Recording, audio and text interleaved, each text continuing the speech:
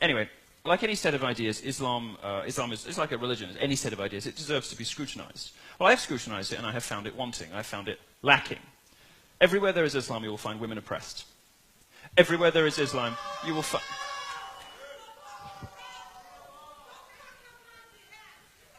You're wearing a hijab in the United States of America. What is wrong with you?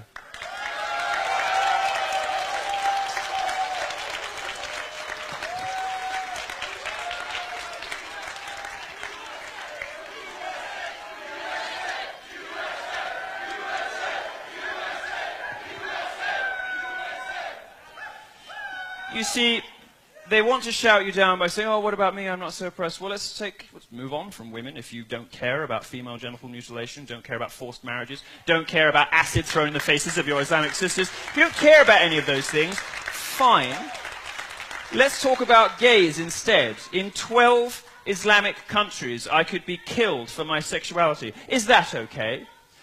100 million people live in countries where it is illegal to be homosexual. All of those countries are Islamic. This is not an ISIS thing. You know, you will see gays being thrown off the roof in ISIS-controlled territories. But this has nothing to do with terrorism. This is mainstream Muslim culture. Your religion does it everywhere your religion exists. It is a threat, an existential threat to gay people.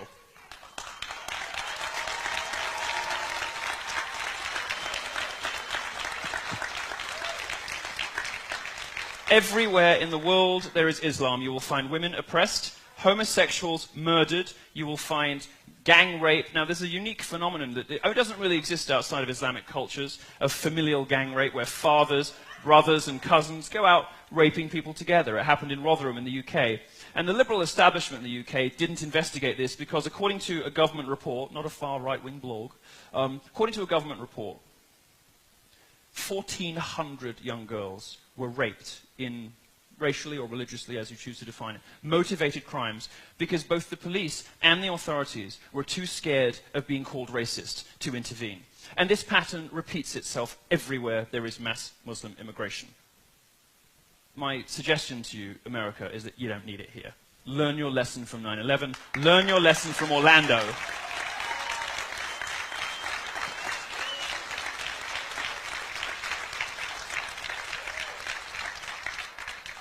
These socially regressive, see, they walk out when they don't like the facts. These socially regressive attitudes,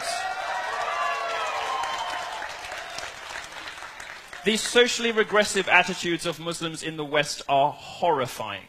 Absolutely horrifying. The surveys show that 52% of British Muslims think that my sex life should be made illegal. 39% of them.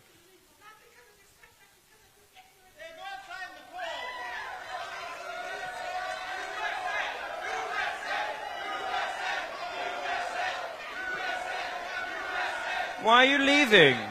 Why are you leaving? Don't you want to talk about numbers? Are you embarrassed? Are you embarrassed? Are you embarrassed of the hateful culture that surrounds your religion, that oppresses women and murders homosexuals and commits unspeakable acts of terrorism? Are you ashamed of it? Would you like to talk to us about why there's no global Muslim peace movement?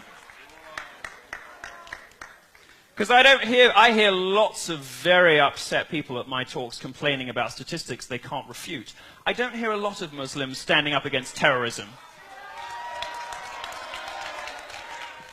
Or whether it is some of the Islamic hate crime hoaxes we've been seeing more recently.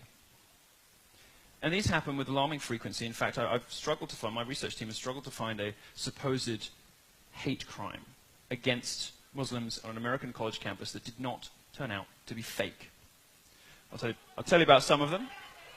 One student at the University of Louisiana admitted her attack was completely fabricated. She made the whole thing up because Trump supporters attacking a Muslim woman is simply believable to liberals fed a steady diet of hate by fake news. This is a rare instance of the lying media actually admitting that one of its cherished hate crimes was a hoax. Normally they just move on quickly and never mention it again. Yasmin Sawi, just 18 years old in New York City, made up a similar story. She said 3 men called her a terrorist and attacked her, telling her to get out of the country. Again, it was fake.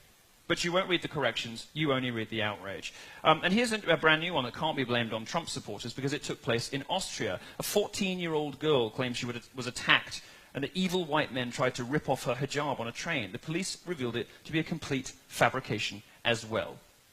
and a little closer to home. Oh, we're still having trouble at the back.